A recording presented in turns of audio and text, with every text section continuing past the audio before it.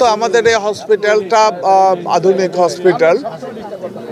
যদি আমাদের এখানে যারা আহত আছে বা ওই অবস্থায় যারা আছে, যদি এখান থেকে উন্নত চিকিৎসার জন্য যদি বাইরে পাঠাতে হয় বা দ্যাট মিনস ঢাকাতে যদি পাঠাইতে হয়, এমন পরিস্থিতি যদি হয়, অবশ্যই সরকারের পক্ষ থেকে দায়িত্ব আমরা নেব।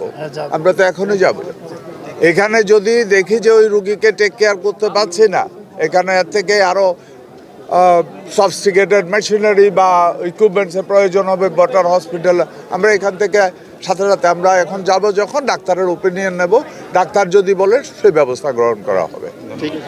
ধন্যবাদ আপনাদেরকে।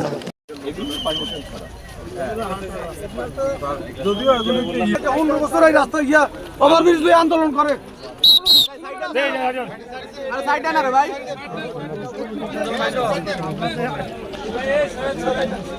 ভাইয়া